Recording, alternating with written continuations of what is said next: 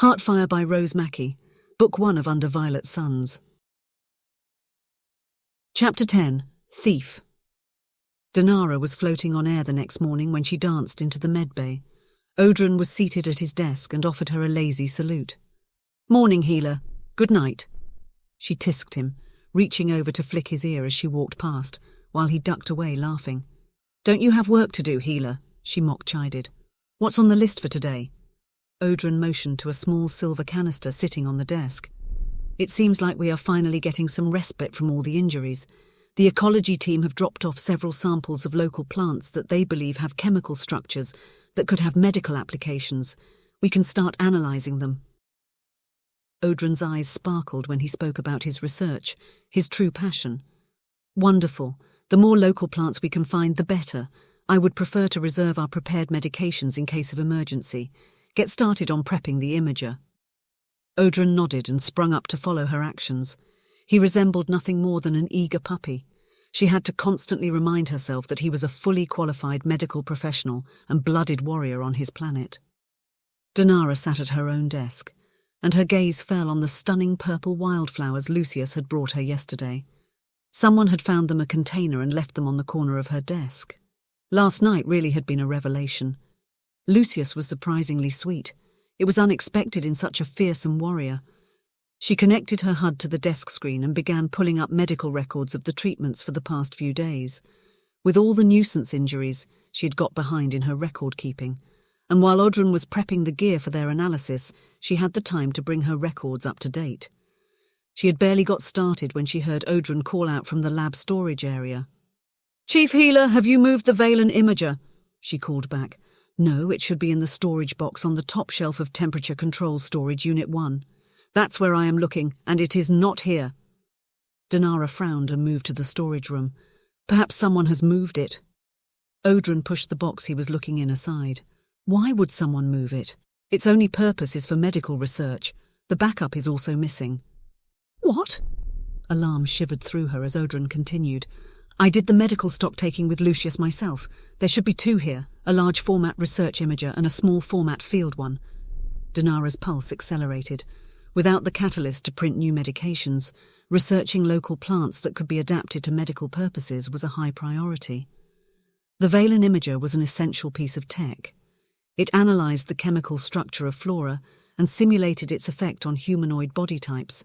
Without it, they would be reduced to trial and error, mashing together poultices like primitives. "We must be certain. Search all the boxes and the secondary storage unit. I will put a priority call out. Perhaps someone has taken it and failed to report it in."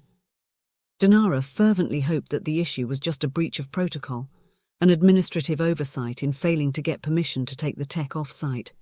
But the sinking feeling in her stomach suggested that it was nothing so benign. The healer activated her HUD and placed a priority call to all medical personnel, the only ones that should have access to the storage area. "All medical personnel report in. Has anyone taken a Valen imager from Medbay?" They responded immediately with a chorus of negatives. Her next call was to the heads of all the colony teams with the same question, and again she received all negative responses. Lucius immediately contacted her through a direct channel, his voice crisp and formal. "Chief Healer, is there a problem?" She responded back in the same manner. At this moment they were not lovers. "Yes, First Warrior. We are missing a key piece of medical equipment from stores. According to your stocktake, there should be two Valen imagers and both are missing. None of the medical or senior personnel have reported them in use. Odrin and I are going to do a thorough search now of the other store to confirm that they have not been misplaced, but I have not authorized their use thus far on the colony. They should be in their assigned location." Noted. How critical is the missing tech? It is essential. Without it, it will be nearly impossible to synthesize local medications. With both our missing catalyst supplies and no imager, it is only a matter of time before I have a medical issue that I cannot heal.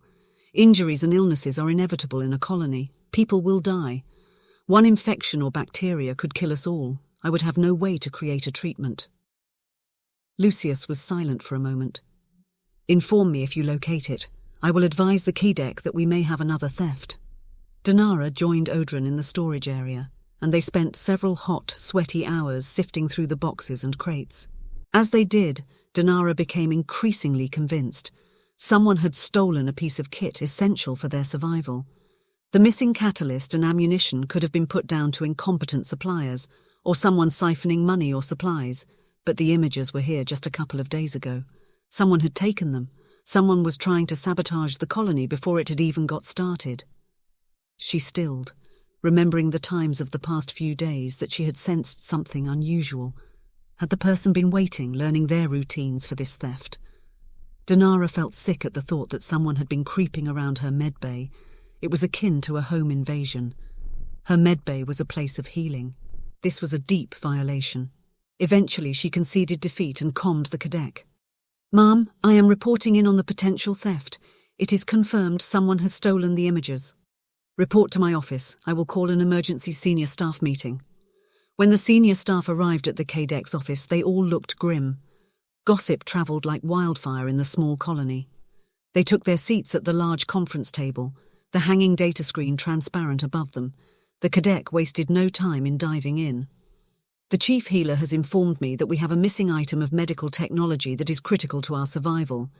This item was present when the stock-taking was undertaken before we landed, meaning that someone on the colony has stolen it." There was absolute silence before the Prime spoke. "I cannot believe that anyone here would wish to do such a thing, to jeopardize the success of the colony. This is a dream for my males." The cadet nodded. "I also would not like to believe that one of my Falosians would do such a thing, but nevertheless it has happened. To ignore the possibility because we wish it were not so is folly." She did not speak unkindly, but all felt the blow of her words. Petrida jumped in. "There is another option, another stowaway." The cadet looked to Lucius, who shook his head. "After the Mammon La situation, we scanned the ship thoroughly. I am confident that there were no more stowaways." Broken Day exhaled a gusty sigh. "Then we are left with only one option. One of our own trusted people has done this thing." "Excuse me, but that is not the only option," Lucius interrupted, and the cadet motioned for him to speak. "The thief could have been here already." They all sat back, contemplating as he continued. "Our scans are ineffective. We still have not yet found the cause of the interference. It's possible that there is a saboteur team in place on the planet, and we are unable to detect them." Lenora frowned, lost in thought. "For what purpose? This planet is not rich. We don't even know if it is survivable. If anyone else wanted to create a colony here, they had an opportunity to petition when the deed was heard before the Alliance Council." The cadet hesitated a moment too long, and they turned to her. "There was one objection to the deed heard in the council." The cadet locked eyes with the Maman, who had been silent until now. The Maman's lips firmed before she sighed and spoke. "The Svobodans voted against the planetary deed going to Verit. Luckily for us, it only required a simple majority in the council, and they were outvoted. However, when the joint colony creation was put forward, they lodged a challenge against it. It was not sustained, but it was a close thing and caused considerable consternation." There was a chorus of muttering at that. The Prime turned to his mate, shocked. "Why did we never hear of this?" She looked at him, her clear eyes cold as ice. "It took all of our power and influence to have the joint colony go ahead. The Svobodans had taken extreme measures to prevent it. Several of the Alliance Council were asked to step down when it was discovered that they were under Svobodan influence. The Alliance agreed that the colony could go ahead, on the condition that we kept silent about the disgraced Alliance members. They felt it would reflect poorly on the Alliance if it was known how easily their diplomatic processes could be corrupted. They sat in stunned silence before the group exploded. "Svoboda! What?" Lucius was seething, as was Shreya. It was Lucius's growl that cut over the group, glaring at the Maman. "It was a grave error to keep this from us. It would have significantly changed how we have approached security on this colony from the start." The Prime sucked in a breath at Lucius's accusation, preparing to defend the Maman. "Your damned secrecy has put everyone here in jeopardy." The Maman smiled viciously. "Do not be so dramatic, Lucius. It is medical equipment. It's not as if they have set the shield to overload or similar. It is a problem, but not an urgent one." "It will be an urgent one if someone gets sick or injured and we can't treat them," Denara shot back, her eyes blazing. "Some losses are to be expected in a new colony. We deemed it worth the risk." The Maman was all arrogant dismissiveness. She didn't even deign to look at Denara. "I wouldn't expect a soft-hearted healer to understand the decisions leaders must make." Lucius stiffened further at the insult. Under the table, Denara reached over and placed a gentling hand on his thigh. She wondered if the maman realized how close Lucius was to jumping over the table and attacking her. The Falosians looked at the maman in disgust and anger, and the Verit males stared at the table in embarrassment. Even the prime couldn't look at his mate. Denara couldn't hide the horror in her voice. "Your males are acceptable losses?" The maman met her eyes and didn't flinch as she nodded once, and the Falosians snarled in response to the males' collective surprise. Denara continued softly. "And your maman-la? Would they be acceptable losses?" Denara watched as a moment of panic flared in the other female's eyes before she quenched it. Again, Denara was reminded of the force of will that lived in the diminutive matriarch.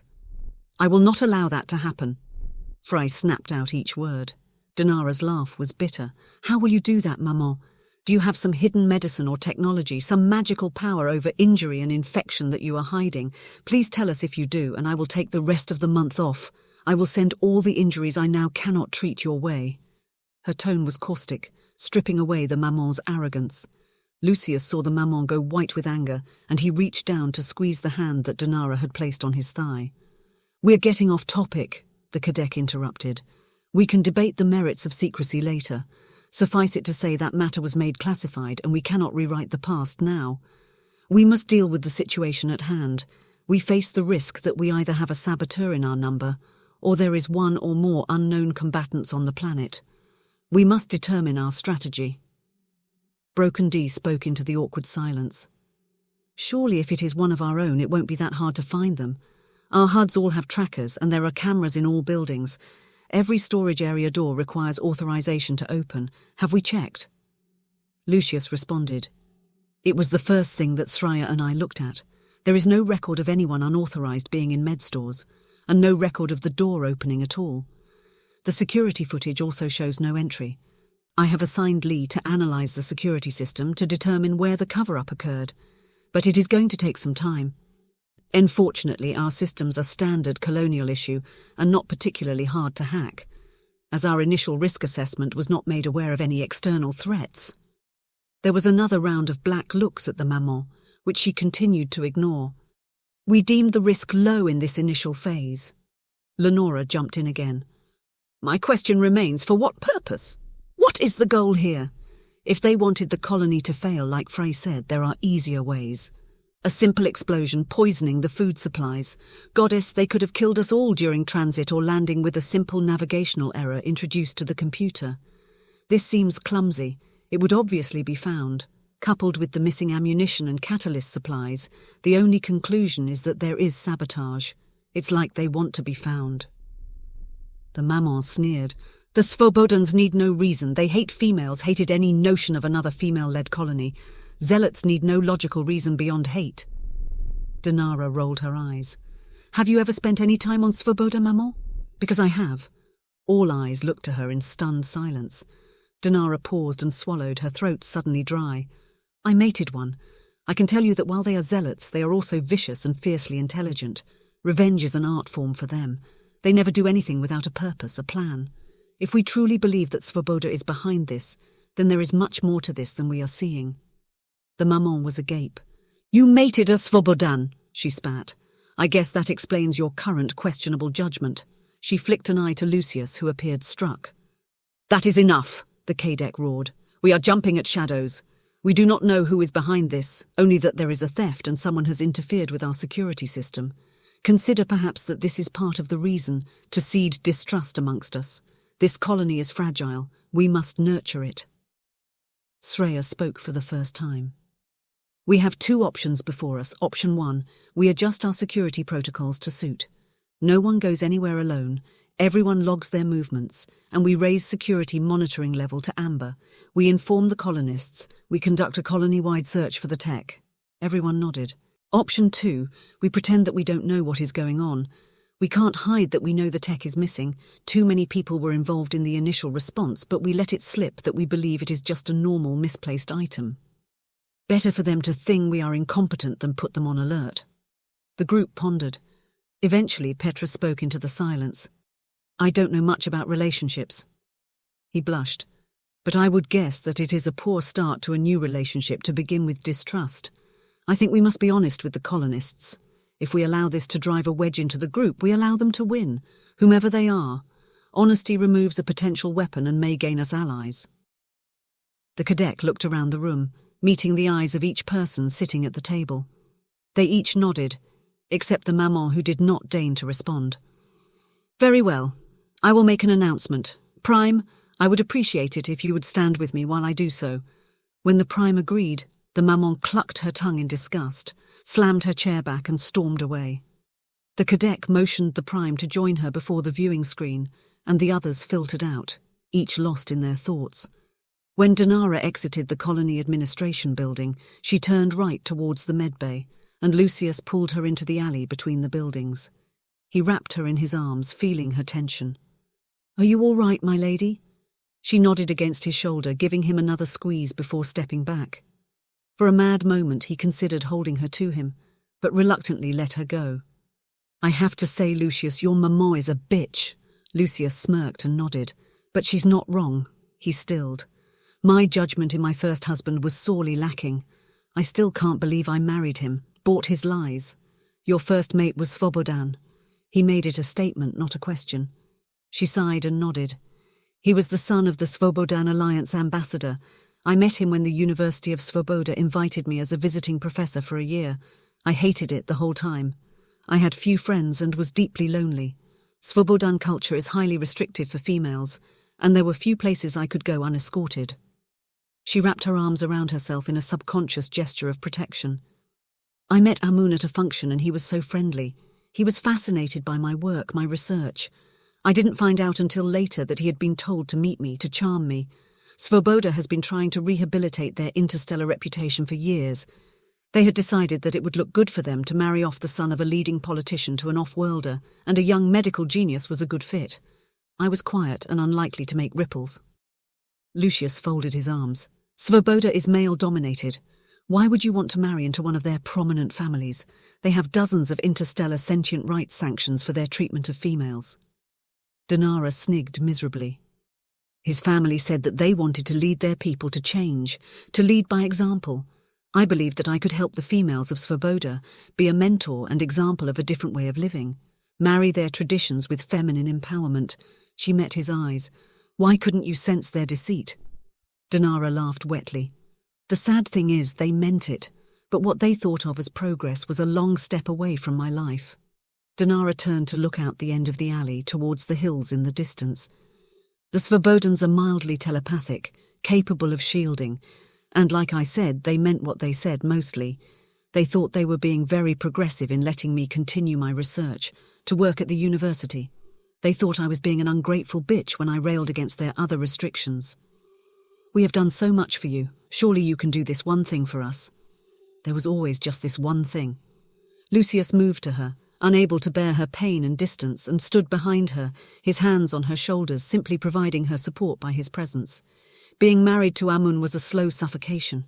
It happened so gradually I didn't notice at first. Changes to my hair, then my wardrobe, new clothes arriving, gifts, and old ones disappearing. The clothes were so rich and beautiful but modest, an admonishment not to speak at certain events unless spoken to, then guards for my protection, of course, so that I couldn't go anywhere alone, a personal secretary to help me. That meant my friends and family from Falosia couldn't contact me. Denara's voice grew more agitated as she spoke, and she angrily took her hair down and raked her fingers through it. "Whenever I spoke to my mother, he had to be there. We were a family after all. He wanted to talk to his mother-in-law." Lucius gently massaged her shoulders, just listening. This was a well of poison that needed to be drained, a wound soul deep. His sisters and mothers were the worst, constantly reinforcing the barriers. They were more judgmental than the males. 3 years of constant criticism, it wears away at you. I became desperate to escape, but was monitored everywhere. I had done one thing right. When we had first mated, I had only signed a 3-year contract. When it came time to renew, I gave them every indication that I would sign a lifetime agreement, that I had accepted our life together. I planned a huge celebration with his mother and invited my own mother and sister. Denara turned back to Lucius to look at him. "I let them all think it was going ahead. right up until we were standing at the altar with about half of the Svobodan leadership and aristocracy, and I denounced the marriage and the family. It was chaos. They were furious and embarrassed. The worst was Amun. He was so angry and hurt. How did you get out? His voice was husky, filled with pent-up emotion. The dark stranger within was closer than ever, demanding that he find and punish these people that had so damaged his gentle healer, that had thought to trap her butterfly spirit. I left with my mother, with nothing but the clothes I was wearing. Denara laughed, a wet sniffle. I escaped in my damned wedding dress. They couldn't legally stop me. I had never relinquished my Falosian citizenship, and by Svobodan standards, if I was not married, I was property of my parents, so my mother could take me off-world. Denara dashed the tears away from her eyes. I'm not telling you this as a sob story. It's so you understand why we need to take things slow. My judgment failed me once. I ignored my instincts. I will never do that again and never put myself in any male's power. His heart broke for her, and for the first time he wondered if this was what the Mammon feared, what drove their brutal chokehold of control of their males. In Verit's dark past, females had been hunted, had been considered property of the clan to own and protect, treasures closeted away. My lady, I do not want you in my power. I only wish for you to choose to spend your time with me. If you decide to continue or end our liaison, it will always be your choice. Denara nodded, her champagne eyes wet, and he could tell that she didn't really believe him. That was all right. They would have plenty of time together for him to prove himself. Chapter 11. Moonlight Dipping. Colonists, I apologize for interrupting your day. We have unfortunate news. It has come to our attention that stores have been diverted and stolen, including an important piece of medical equipment. It appears that we may have a thief in our midst, either in the initial colony group or on the planet already when we arrived. Our security teams are investigating the theft. In the interim, we will be raising our security status to Amber. Your leaders will discuss the new protocols with you when they are issued. We implore you to work collaboratively with your fellow colonists, form friendships and start to build this new world of ours. Do not let this action sow seeds of distrust and fear. That may well be the intent. I have confidence that we are stronger than this, that our similarities will draw us together, more than our differences will push us apart. In any new venture, there is risk and adversity, and together we will overcome this. Thank you for your time. Message from Governor Kadek Moral Lien to First Wave Colonists, Unnamed Planet Colony 29. Denara slunk up to the side of the shield generator unit, its shiny bulk and low vibration perfect for hiding her movements from the hulking Verit male. Hearing a scuff, she gathered herself, preparing to pounce, before dropping silently back into her hiding place at the last moment, when she realized that it was Broken Dew, not her intended target. It was nearly an hour past his shift end, and her HUD showed that her target was still sitting in his office. Ever so slightly, she extended an empathic tendril towards him, her empathy strong enough that she could share her feelings with others. Denara gently projected her impatience, her excitement, and waited. After just a few seconds, she heard footsteps, and Lucius stepped out onto the raised walkway next to the security office. He looked around suspiciously. Fascinating. Not many people were aware enough to recognize that someone was imposing emotions on them externally. He sniffed the air, a large jungle cat, blue eyes gleaming in the darkening light. Ha! No such luck. She was positioned downwind. Come on, she thought, just a little closer. He took a deep breath and stood staring at the courtyard for a moment. She could feel his bone-deep exhaustion and frustration. Lucius had spent the past several days running himself ragged, tearing the security system apart trying to find the access point. He had taken the breach of security personally. Determined to unearth the thief, he worked around the clock, examining the security system, trying to find the point of entry.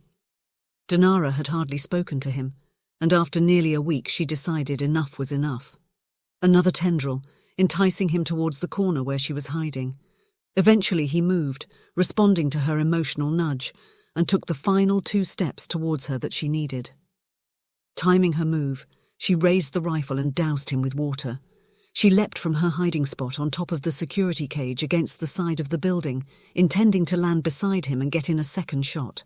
He turned in an instant, grabbing her by the waist while she was still in the air and swinging her around to press her against the wall of the building with a speed that left her blinking in surprise.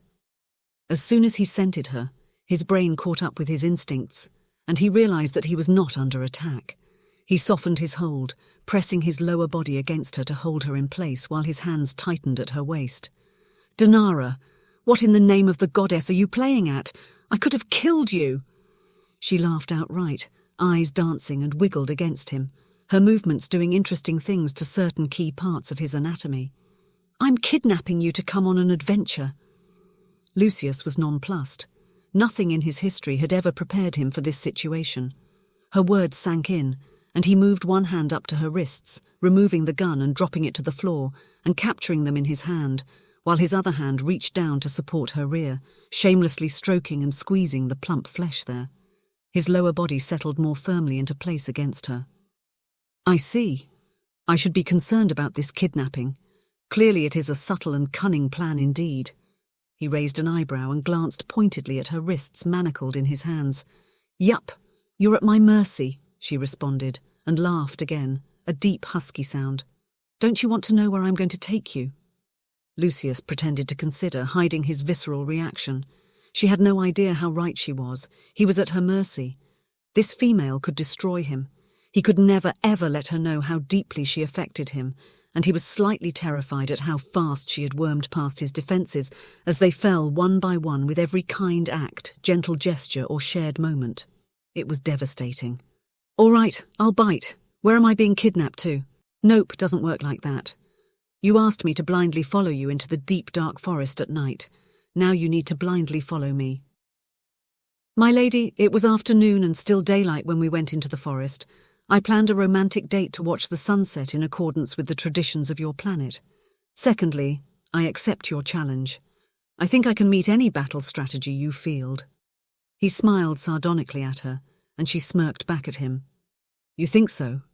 He nodded, adorably arrogant in his confidence. Denara twisted her wrists deftly to release them and simultaneously dropped a leg behind her to push off the wall in a fluid motion that had them spinning around so that Lucius ended up with his back against the wall, while Denara landed lightly on the walkway in front of him.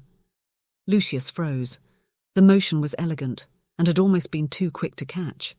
It indicated several years of training at least. Yet more surprises from the Falosians. Denara laughed again at his expression. "You are keeping secrets, my lady," she crooned. "Come on, let's go." "Now?" He looked to the security office when she cut in. "Yes, now. No going back in, I'm kidnapping you." She grabbed his wrist, marvelling again at the gorgeous gold of his skin against the caramel of her own, and pulled him towards the perimeter of the compound. "If you go back in, you'll get distracted again. And as your healer, I have noted all the extra hours you have logged. I prescribe a relaxation period." Lucius's heart lightened. Never in his history had a female cared for him so, cared about him as Lucius the male, not just his fitness as a warrior to do her bidding. Obediently he allowed himself to be towed behind Denara as she wove them through the compound to exit towards the hillside. On the way, she grabbed a small bundle from Zira, who had clearly formed an alliance with Denara and conspired in his willing entrapment. He mock-frowned at his team member, who winked at him unrepentantly and waggled her eyebrows. "Have fun, sir." Denara pulled him towards a small trail through the trees, and within moments they had passed the perimeter and were into the raw nature of their new planet. It really was stunning. The large lilac, green and grey trees looming around them in the twilight, tiny white phosphorescent fungi starting to appear. They hiked for a few minutes before Denara pulled him to a stop and turned to him. She motioned him down to her and cupped his face in her hands, kissing him soundly. Arousal was a fist in his throat as they deepened their kiss. He twined his hands in her hair, angling her head for a more perfect seal. He could have kissed her for hours, would happily go where she led, but after just a few moments she gentled their kiss, nipping and sipping from him. She opened her eyes and smiled up at him, the energy between them palpable in the cool night air. "Lucius." "Yes, my lady." "Chase me." With that, she was off. She slipped out of his grip and took off through the trees, agile and lithe like nothing he had ever seen before. He paused for a single moment before his instincts took over, and in that split second she disappeared from view. He followed after her, his legs lengthening and his muscles warming as he traced her path through the forest, using scent and sound to track her. Abruptly, her scent trail ended, and he emerged into a clearing in the forest. He turned around in a circle, trying to see where she might have gone, and noticed a pile of vines on the ground. He laughed with delight at her cleverness. It had been such a long time since he had allowed the more feral aspects of his nature out to play. Smart, sneaky prey, climbing the vines and then cutting them, preventing him from following her into the trees. He surveyed the trees again before finding an ancient forest king that would hold his weight. He stood at the base, looking up at the canopy, gauging the distance.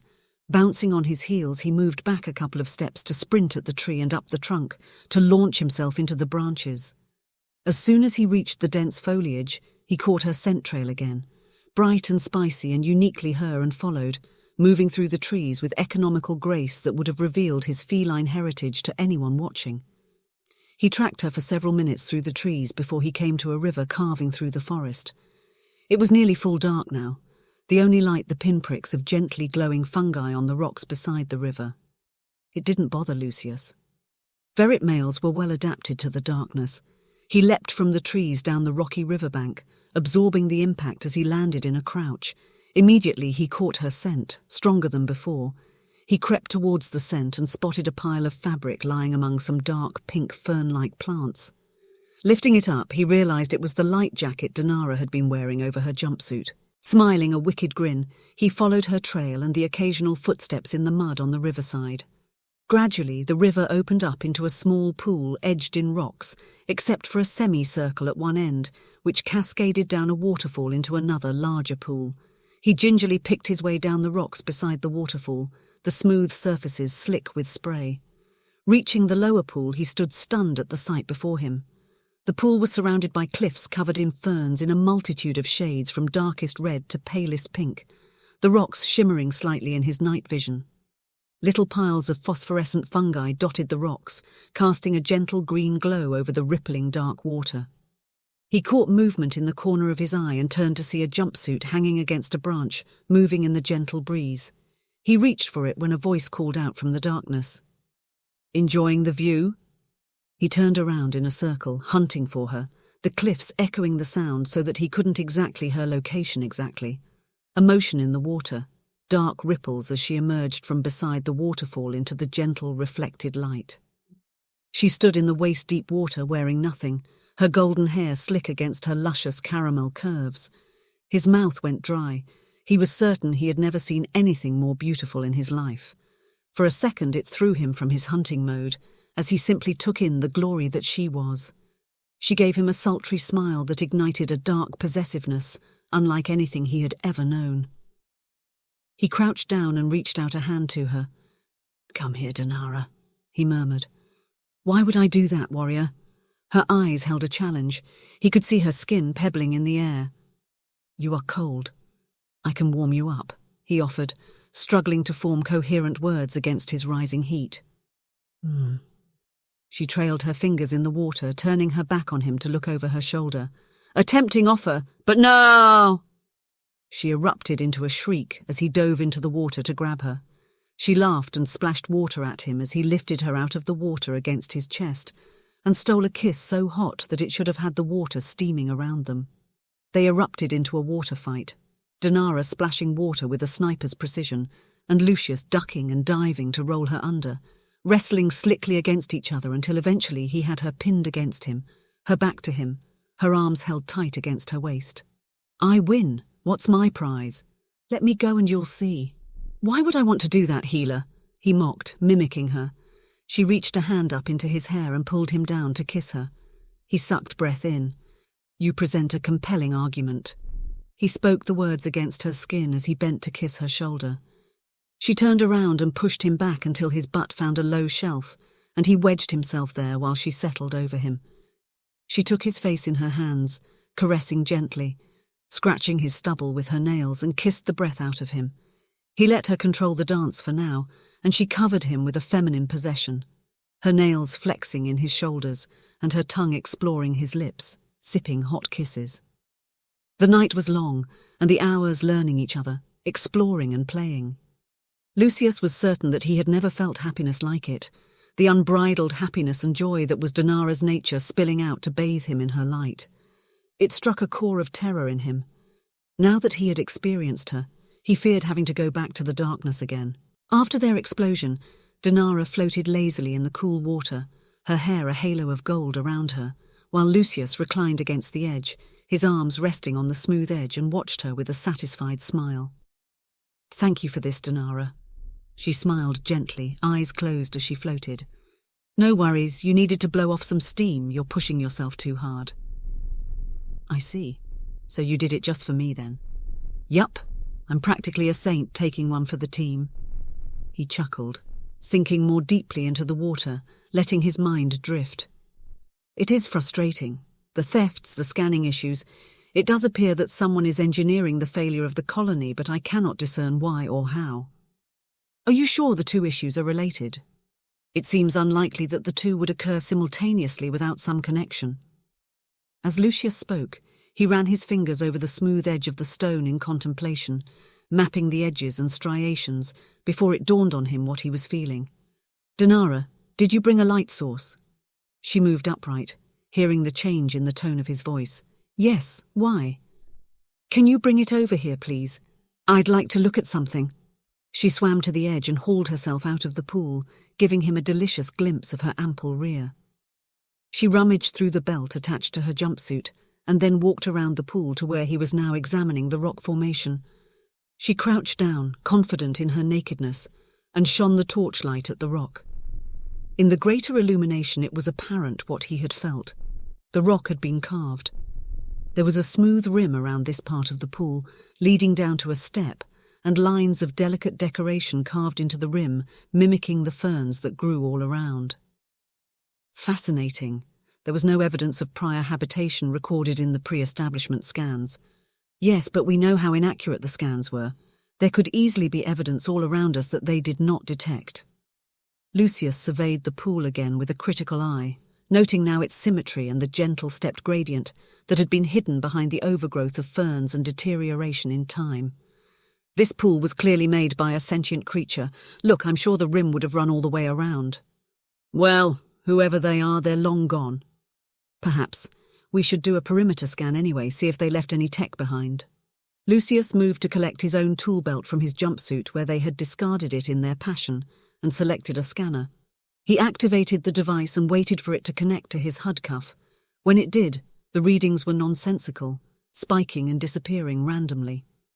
He frowned down at it and cursed. "It appears that our persistent scanning issues have struck again. I can't get anything down here." Denara stood near the cliff wall, pushing the ferns aside to get a better look at the wall formation. "I thought that we could scan for several hundred scree before the issues became a problem. Usually, yes. Something down here must be amplifying the scrambling effect." Denara turned back to the wall and the shimmering rock. "Lucius, do you know what this is?" He came over and shook his head. "I'm not a geologist. I wouldn't know one mineral from another." "Well, the cliffs are laced with it.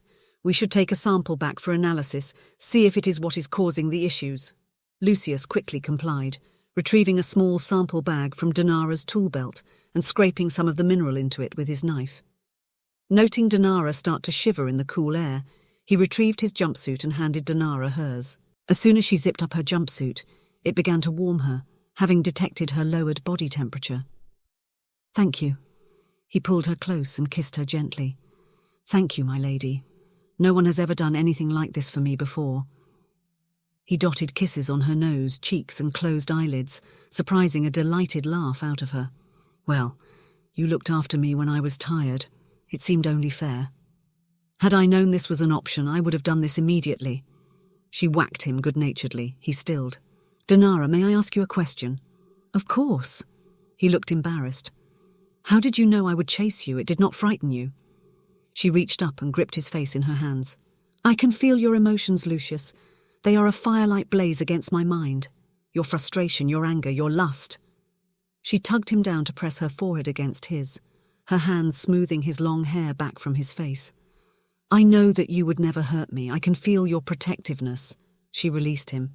"As for the chase, well, I've seen your DNA analysis. I know how much feline you have in you. It made sense that you'd like to hunt." She smiled wickedly. "And I do appreciate a good chase." She took his hand, feeling his confusion and shock, Don't worry about it too much or you'll talk yourself out of enjoying a good night. He nodded. She was right. She was so unlike the maman, who both needed and feared their male's feral natures. No maman would ever have willingly brought out that nature and run through the woods with their mate.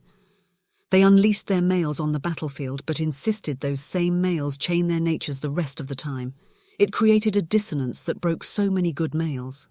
Denara tugged his hand, and together they wandered back to the colony site. Chapter 12. Riches Beyond Imagining.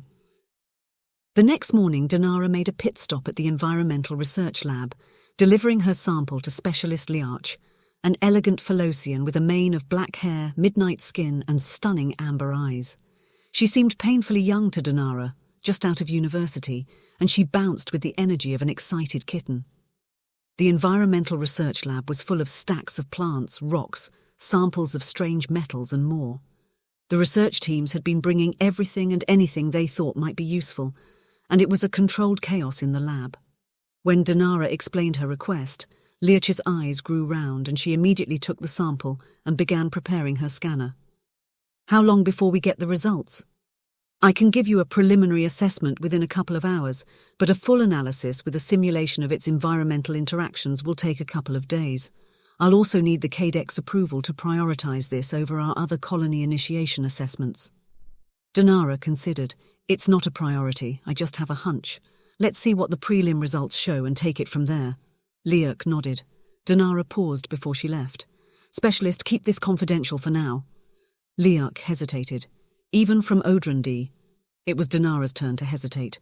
Audran was in charge of the research team. Specialist Liarch reported to him, although technically they both reported to Denara. She didn't want to undermine his authority, but she was also aware of the thief. If her hunch was right, this would be a game-changer for the colony. Having the scanners up and running could make all the difference in locating their thief. Just for now. I will tell him myself when I next see him in person. Keep this quiet, Specialist. You heard the announcement from the cadet. Liarch straightened and nodded to Denara. Yes, ma'am, I'll get on it. Denara returned to the medbay to continue her biological research into the local flora, in an effort to locate plants that could be suitable for use as medications. She had barely begun before Bilal burst into her office. Healer, we need your assistance. The maman is unwell. Denara sprinted out the door, grabbing her emergency medkit on the way by. She accessed her HUD, which superimposed a map of the compound on her vision, a flashing amber icon on the maman's location in the mess hall. When she arrived, it was to find the maman sitting at the end of a booth, the prime kneeling beside her. She was wheezing and doubled over in pain. Several of the Verit males hovered nearby, with varying degrees of concern evident. Denara opened her kit and produced the scanner, while she assessed the maman visually. Maman, can you tell me what has occurred? If I knew that, I wouldn't need you, Healer. Denara rolled her eyes and set the scanner to undertake a Level 1 assessment. This is not my first rodeo, and you are not my first difficult patient, maman. Your resistance only harms yourself by delaying your treatment. Now walk me through your morning. The maman glared at her. I got up, took a sonic shower, came here for breakfast with the prime and my Elars, and I doubled over in pain. I hope it provides you with some great insight, Healer. Give me something for the pain. In just a moment, maman. I need to complete the initial scan to make sure that whatever I give you does not cause more problems. Did the pain come on suddenly? You had no earlier signs of trouble. The maman shook her head. Have you had any other symptoms? Nausea, vomiting, feeling faint? The maman shook her head again, and her face paled further with another wave of pain.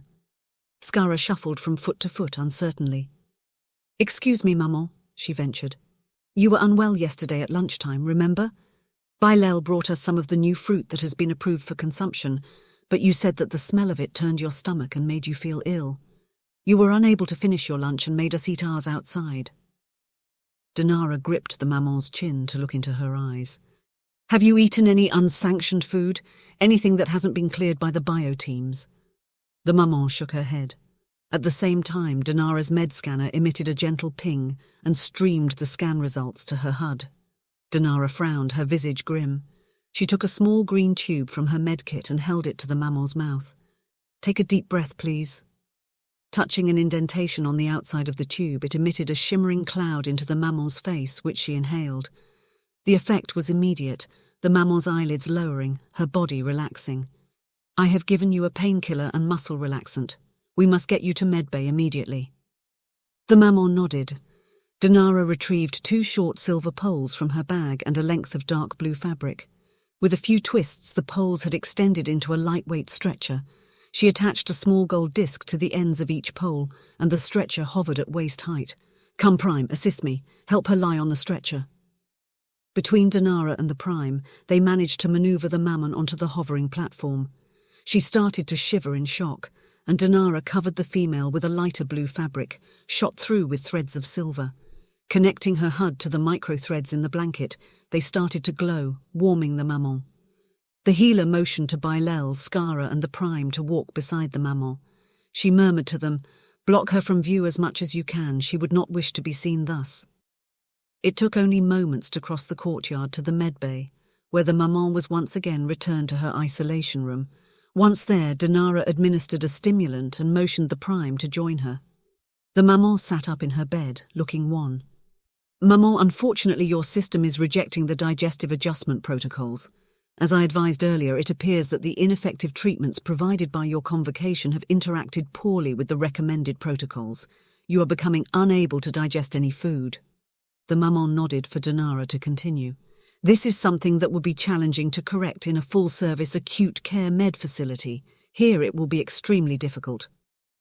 "I thought you were meant to be a medical genius." "Genius has nothing to do with it.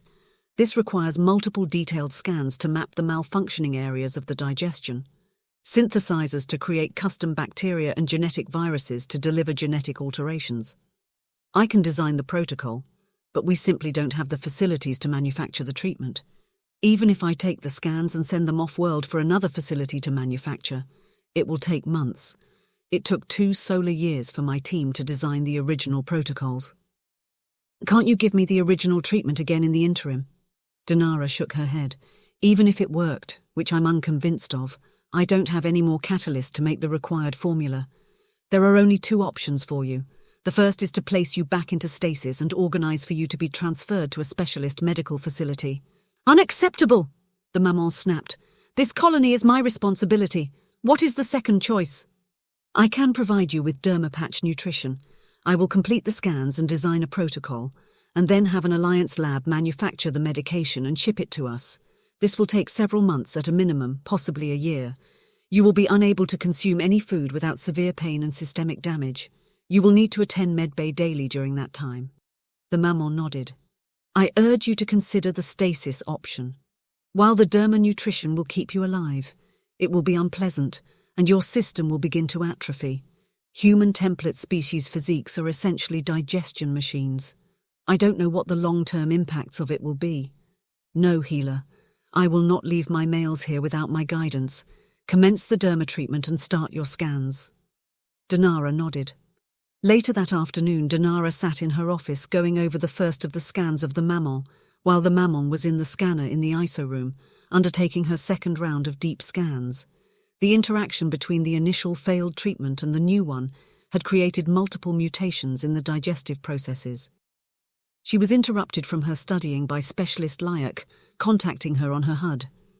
Accepting the call with a flick of her eye, the image of Lyak appeared, superimposed on her vision. "Go ahead, Specialist." The younger female was flushed, brimming with excitement. "Chief Healer, I have the preliminary scans. I will be ready to present my analysis in half an hour, but I would like permission to consult with Gedek Sraya in advance.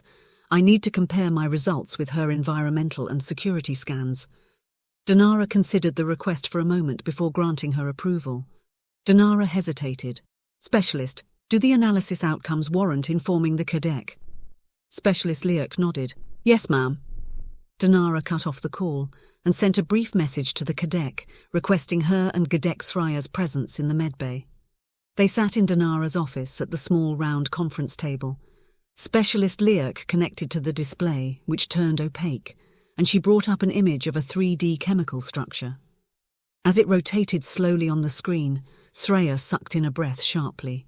"Officers, I have completed my analysis on the sample provided by the Chief Healer. While we have not come across this exact mineral before, the chemical modelling shows that it contains high volumes of Xylin beta D." Liak paused. This mineral is the precursor to creating Zealand Gamma. There was a stunned silence before the cadet cleared her throat. Are you certain? Yes, ma'am. I double-checked. Sreya pushed her hair back with a shaking hand. There has never been an instance of naturally occurring Zealand Beta D outside of the Talta system. Liak nodded. Healer, where did you find it? In a cavern next to the river about an hour's walk away. The surrounding rocks were peppered with it. The others paled visibly. Denara cleared her throat. Excuse me, ladies, but I am a healer, not a chemist. What is Zealand Beta D? Sreya turned to look at Denara. Her eyes were wide. Zealand Beta D is the raw, unprocessed version of a multitude of Zealand-based chemicals. It can be lab-manufactured in small quantities and is mined extensively in the Talta system. Zealand compounds are highly sought after, as they have a range of uses. They appear in a lot of high-end health devices, but most commonly as shielding for advanced stealth vessels. It is extremely expensive. That sample you brought us would buy your own island on most planets. How could the scans have missed this? Sreya sighed. Its very nature makes it highly resistant to detection. It is most likely what is interfering with our own scans. If they only took surface samples and relied on aerial scans, they could easily have missed it. Like most minerals, it occurs in veins below the surface of the planet. Unless they happen to stumble across that particular area, they could easily have missed it. Denara sat back in her chair. She hadn't known what the mineral was, but she'd had a hunch that it was important when she brought it in. Can we adjust for it, now that we know it is present? Get the scanners functioning properly? Sreya frowned. I think so. I will need to do some research on how to compensate for naturally occurring Zealand. Perhaps reach out to someone in Talta to find out how they do it. They have advanced security systems to stop people stealing from their planets, so they must have some methodology. The cadet turned to Sreya and spoke for the first time. No, Sreya. No one can know of this for now. This changes everything. If this planet has Zealand naturally occurring, it will be open warfare for us. You'll need to do the best you can yourself. But the Alliance granted us a charter to establish a colony. This is a joint planet, Sreya argued. The cadet grunted dismissively. That will be conveniently forgotten. No one will play by the rules. This will change the entire state of power in the Alliance. For once, I agree with you, cadet. They all started and turned to see the maman in the doorway leaning heavily on the frame. We'll have everyone from researchers to prospectors to pirates attacking us and our supply ships in and out. Until we can effectively defend this planet, this goes nowhere. Maman, you should not be walking.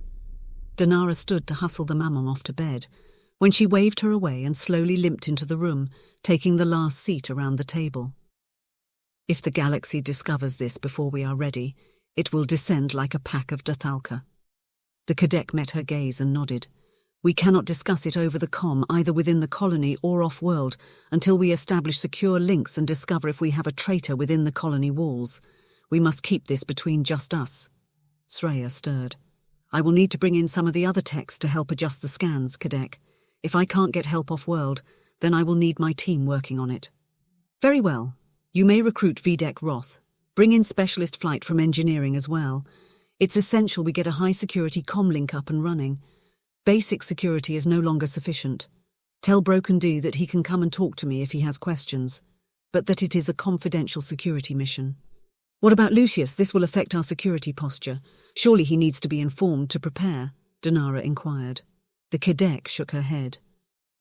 We will tell the first warrior when the time is right, but for now every extra person that knows is a risk of exposure.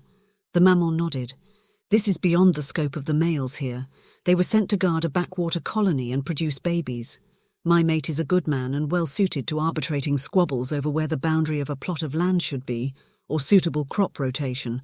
But this, he is out of his depth. Denara glared coldly at the maman. You underestimate your males, my lady. And you don't know them, the maman shot back. She sneered at Denara. You think a few kisses in the moonlight makes you an expert.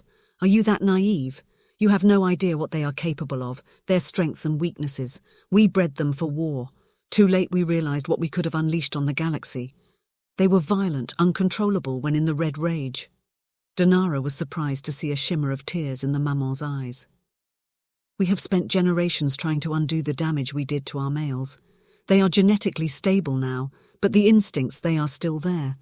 It is the sacred charge of the females of my people to care for, protect and control our males. It is penance we give ourselves, to the goddess, for the harm we have done." Denara's heart went out to the maman at the depth of sadness she felt from her, old and aged with time. "Perhaps," she asked softly, "it is time for a change of strategy. Your males are angry, their resentment runs deep. Be careful you don't sow the seeds of your own destruction." The maman's lips pressed tight into a thin line. "Consider this, maman. If the males have been ordered to squash their emotions, their instincts from birth, never been given the freedom to express themselves or be heard, is it any surprise that they harbour resentment and rage? I suspect if you were in their position, you would want to lash out at your jailers as well." The maman flushed with rage. "We are not there. We are getting off topic, ladies. Table this for another time." The cadet thumped her fist on the table in emphasis. "You have your orders, Healer. No one outside this group is to be informed. As soon as the secure channel is up and running, we will contact the Matriarchy and the Lakar and advise them of this development. In the meantime, we must keep everyone else focused on locating the thief." Liak had been watching the interaction with silent, wide eyes. "Ladies, there is one other consideration." All eyes turned to her, and she visibly shrank in her seat. "Zealand B has also been found in ancient tech." Sreya's mouth gaped. "Ancient tech? It's not enough we have this to deal with. You want to add ancient tech?" Liak waved her arms defensively. "I'm not saying that it is here, just that on several of the Talta planets the discovery of natural Zealand was nearby ancestral alien tech sites. Our own stealth technology is based on equipment we reverse-engineered from the ancient Zealand shields." The maman spoke quietly into the silence that followed. "If there is ancestral tech on this planet, it would give them grounds to revoke our charter. Discovery of ancient tech automatically makes the area Alliance property." Her eyes were troubled. "It would be a disaster. We need this colony to work." The others were silent for a few moments before the cadet stood. "There's nothing we can do about it now. Let's worry about that if it happens. We have our plan of action. Let's do it." She nodded to them all and left. Chapter 13. Just like Maman. Transmission. Sadai Delegate Amira Lien to Kadek Maral Lien, Co-Governor Unnamed Colony Planet 29. Kadek, the resupply ship sent to replenish your missing armaments and medical supplies, has disappeared in the Caphoid Belt, presumed destroyed. A full investigation has been launched. This is no longer a minor issue, but a coordinated effort to undermine our new colony. The Lakai has authorized a planetary security team to be dispatched to investigate. A new resupply ship has been scheduled, however, given the issues reported, it requires a full security detail which will take several weeks to become available. You are advised to accelerate the plans to establish local food sources. You should not rely on resupply ships arriving with frequency until the situation is resolved. Further updates to come. Transmission end. Denara could hardly sit still in the following days. She struggled to concentrate on the Mamon's scans, to design a new protocol, and every HUD made her jump, expecting it to be the Kidek. Her only moments of relief from the stress were occasional dinners or lunches with Lucius when they could sneak off. Still, the anxiety of not telling him anything was wearing on her. He could tell she was keeping something from him, and she fretted that their relationship was too fragile to support the weight of his suspicion. Deciding that she needed a break, Denara suggested that she and Odrin go for a walk for their morning meeting, to have their discussion outside. They meandered along an animal trail in the forest, enjoying the cool morning sunshine as it broke through the trees above, covering them in dappled pale violet light. Odrin brought her up to speed on the flora analysis his teams had been undertaking. They had identified several plants that had the potential for local medications, for use as topical creams and painkillers. Denara updated him in turn on the Maman's condition. She was making slow, steady progress in developing a treatment protocol, although her daily interactions with the Maman were still strained. They reached a lovely clearing in the forest. It opened into a wide oval, the trees forming a natural cathedral above them. The branches were covered in pale lilac and vibrant pink-feathered leaves, and the ground was covered in a dark blue wandering vine dotted with occasional unexpectedly bright orange flowers, which opened when they got close to them.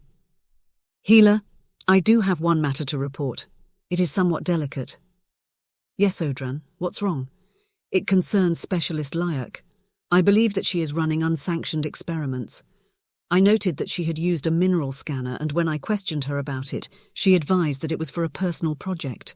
When I checked the results log, the results had been deleted. The behavior is suspicious, coupled with the theft. Audrun paused, looking pained. You don't think she could be involved, do you? Denara considered her response, wondering how much she could say. She didn't want poor Lucius to be under suspicion. She decided to go with the truth, as much as she was able. My apologies, Audrun, I forgot to tell you.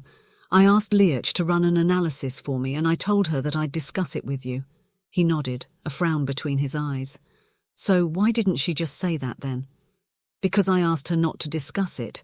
The results are classified. Classified, he responded flatly. Yes, Audrun, classified, not able to be discussed with anyone. You are military, I'm sure you are familiar with the concept. She quipped, trying to lighten the mood. Even me. It's my lab the tests were run in. Denara nodded and responded gently. Even you, my friend.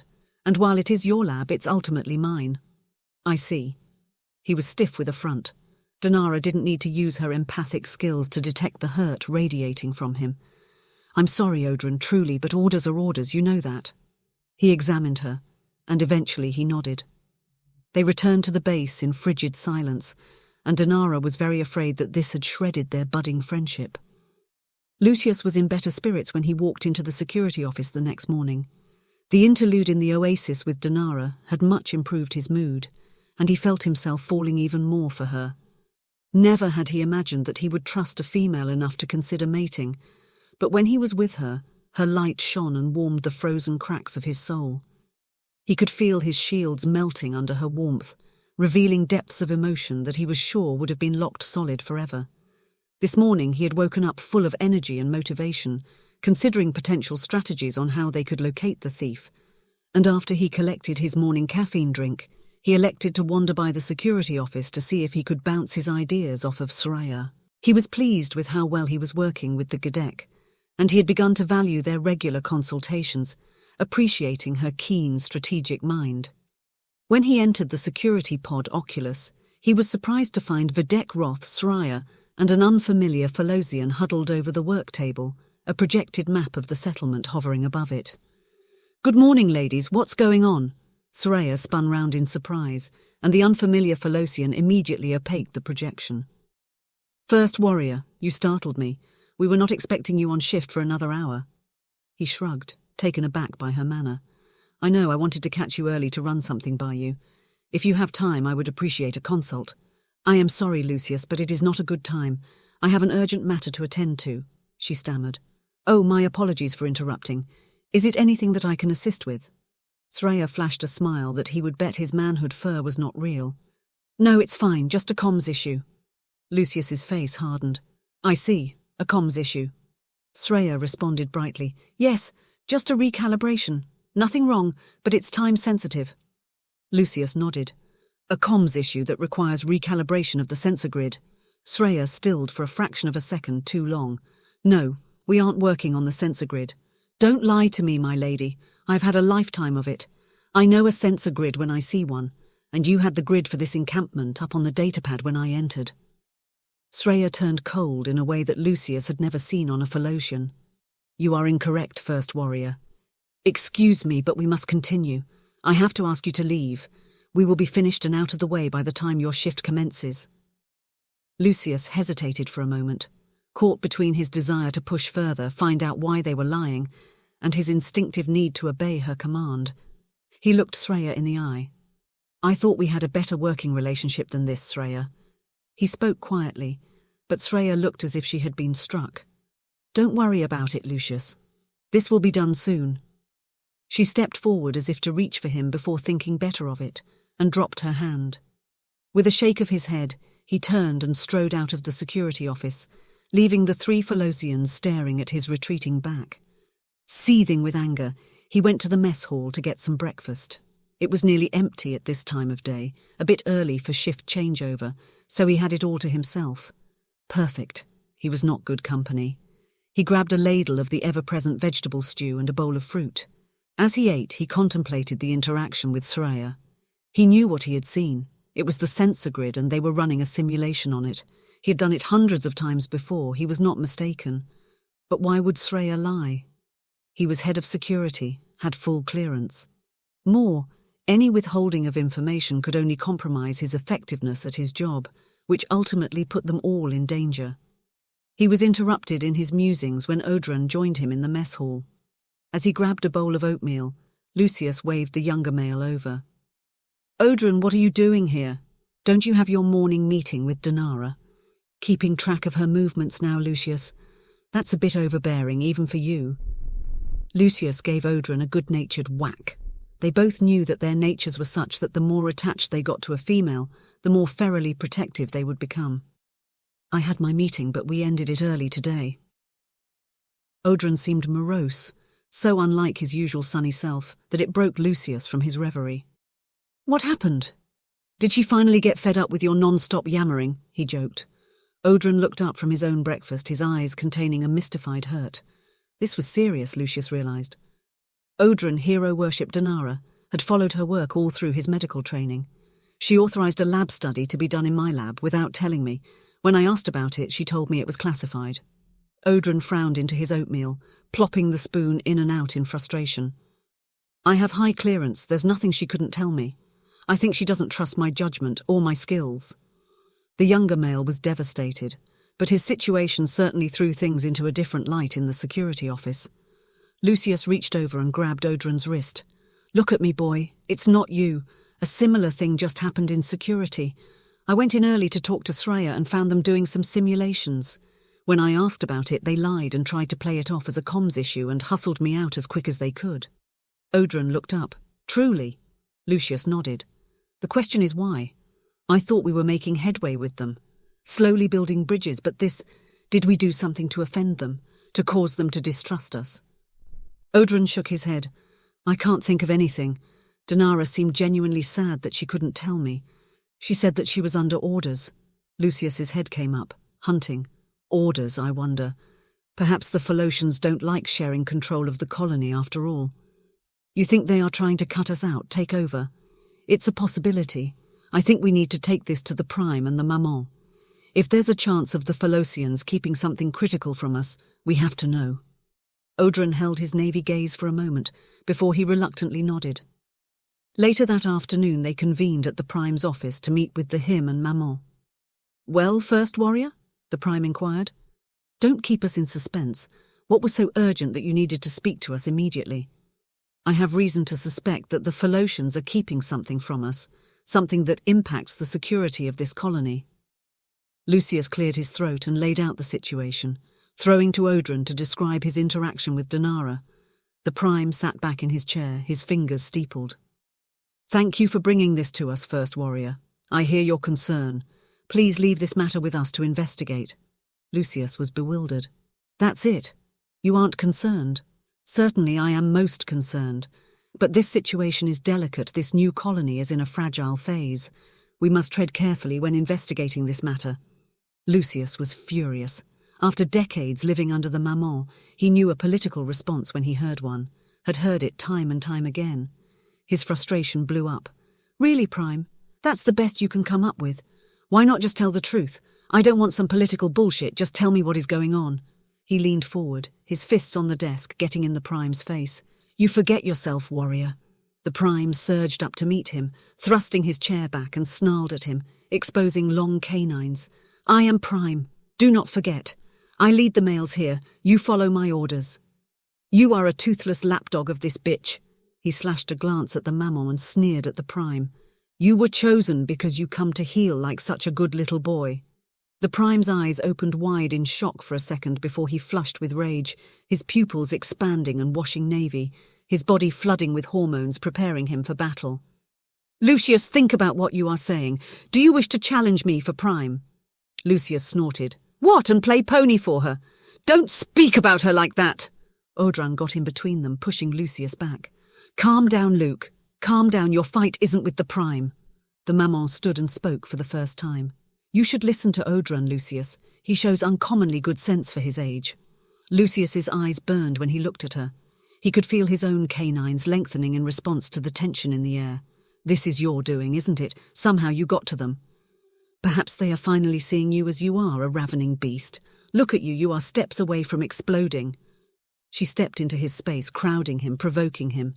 Why would they trust you with decisions, secrets? You can't even manage your own temper. Lucius looked at her in disgust. Even in his anger, he could not put his hands on her.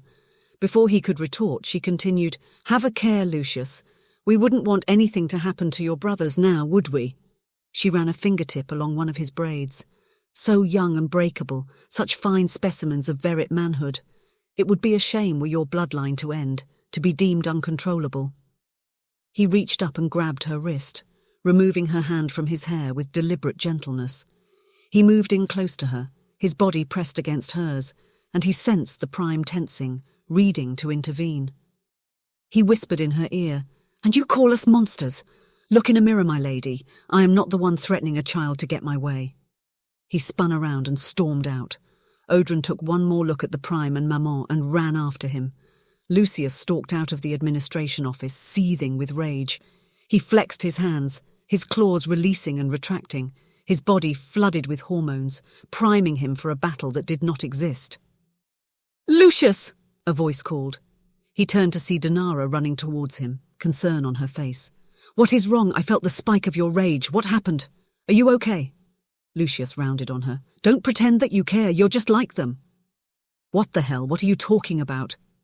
Denara was taken aback. Lucius had never spoken to her with such anger. He was vibrating with rage. You know exactly what I'm talking about. Actually, no I don't, and you need to pull back the attitude and stop with the cryptic shit. If you've got something to say, come out and say it. Lucius snarled at her. You are hiding something from us. What is going on? Oh, that's what this is about. She turned to glare at Audrun, who held his hands up in defense. I don't know what Audrun has told you, but I can't talk about it. It's classified. Lucius snarled. Classified? Who decided it was classified? Denara stiffened. The cadet and the maman. And frankly, screaming about it in the open isn't helping maintain secrecy. If you want to discuss this further, let's go to the cadet's office. She reached out towards him and felt him flinch back from her. Don't touch me. You are just like them.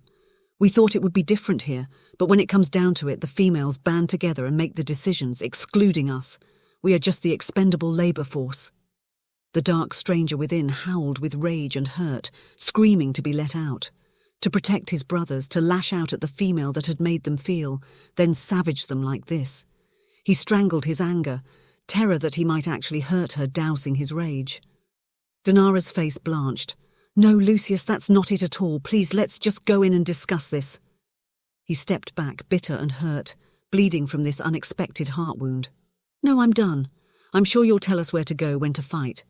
Let me know when you want servicing again. I'd like to say that I have enough pride to say no, but I'm not in the habit of lying. Denara looked like he had struck her, and for a moment he regretted his words. Lucius, you are behaving like a child. It's classified, you're military, you know how it goes. Hell, you didn't tell me when you found the catalyst missing in my own medbay because it was classified. His eyes glazed over, a million light years away, and her own temper snapped. You know what? You go right ahead and be just what everyone says you are. I do my duty, and I don't let my feelings get in the way. Don't tell me for a second that if you were told something was classified, that you'd even consider breaking it to me. Lucius shook his head to deny her accusation, but she continued over him. You're right. It's been fun, Lucius. But if I wanted a male just to service me, I'd have stayed in Falosia. If you don't trust me, this won't go anywhere. We are done. Lucius sucked in a breath and she glared at him. I am not like your maman. Most females are not like your maman. But until you get that through your thick skull, you'll never be happy with one. She turned to go back into the medbay, before throwing one final barb over her shoulder. And don't worry about servicing. I'm sure I can find someone to help me scratch an itch around here. You can be sure that you're the last person on any planet that I'd call. Lucius turned his back on her, shaking his head, to find Audrun standing there staring at him in disgust. You know, Lucius, sometimes you can be a real prick. Don't you start, Audrun. To Lucius's surprise, Audrun's eyes were hard, uncompromising. No, you need to listen. She is a good female and she's right. She is doing her job. She's just like the others. Audrun slashed his hand at him in denial. No, she isn't. And if you can't see that, then someone else will. Audrun looked like he was going to say more, but instead he just shook his head and walked away. Denara was truly deeply furious for the first time in her life. Sure, she'd been angry before, but nothing had ever made her blood boil like that asshole. Stopping behind the medbay, she realized that she was shaking. Taking a few deep breaths, she turned to rest her back against the sun-warmed wall and stared at the pale lavender clouds passing over her. She slid down the wall into a sitting position, taking calming breaths, trying to quell her racing heart. It was there that Zira and Fila found her just a few minutes later. "Denny, are you okay? We heard what happened," she snorted. "I think the entire colony heard." Neither denied it. It was true. Fila crouched down next to her and gathered her into her arms. Denara fought the embrace, her eyes hot. Don't be nice to me. You'll only make me cry." Fila shushed her, her hold implacable, as Zira sat on Denara's other side and stroked her hair. "What's wrong with crying? That Creven hurt you." Denara sniffled. "I don't even know why I'm so upset. We flirted, went on a couple of dates. It's not like we even knew what we were yet. It was just fun." Zira kept stroking her hair.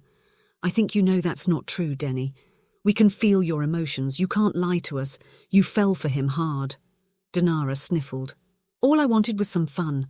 I don't think I'm cut out for casual relationships. Suddenly I'm all in after a few dates." Zira kept up her stroking. I could have told you that, love. Aren't you meant to be some sort of genius?" "I didn't even feel this hurt when I left my husband." Fila tutted at her. "Because you trusted Lucius, let him in, and he broke that trust." Denara sniffed wetly. "What the hell am I going to do? I'm stuck on this stupid planet with him for at least a year. Everyone heard what he said. Goddess, I'm bloody mortified." Zira squeezed her tight. "Why should you be? We all saw it. He looked like an idiot, and you handled it with grace. Don't sell yourself short. You've made lots of friends here." Fila nodded in agreement. "You didn't see how Audrun reacted. I think Lucius will realize very quickly how much this little stunt will cost him." Denara made a non-committal sound and just sat there and soaked in the love and support of her friends in the late morning sunlight. It seemed absurd that the days should be so lovely when she'd been dealt such a heart wound. The following days passed in a blur as Denara threw herself into researching and designing a protocol for the mammal, and avoiding the sympathetic glances thrown her way by the females and the wary looks of the males. Everyone seemed to be held in suspense, waiting for the other shoe to drop. Nearly a week later it did. The Kidek summoned the senior team to her briefing room. They filtered in silently. After Lucius's outburst, everyone knew that something had happened. The Kidek wasted no time in bringing them up to date. Those that hadn't heard about the mineral were visibly shocked. Broken swore, "Goddess above, how can they have missed Zealand B? It's one of the most valuable substances in the known universe." Sreya shrugged. "We can only assume that the scanning interference on this planet masked it." The Kidek cut in over the conversation. "Which brings me to why I have asked you all here. Sreya and her team have been able to adjust our localized scanners to compensate for the naturally occurring Zealan. While it's not perfect, we can now scan the immediate continent with accuracy." Broken looked at Sreya in appreciation. "That's brilliant work. But why are we being told now? I understand that you kept this confidential in order to prevent our thief becoming aware." He cast a cutting glance at Lucius, who remained silent, staring at the table. It had been a difficult few days for him. In addition to the natural reverence that Verit males had for the female gender, many of the males had become fond of Denara. Her generosity of spirit, healing skills and natural warmth had made her well liked. Where before his males had looked to him for leadership and guidance, now he was met with resistance and suspicion. Several of the males, including Broken and Peyton, had voiced their thoughts at length on his stupidity. Audrun had not spoken a single word to him since the incident. Broken continued. "What has changed? Why tell us now?"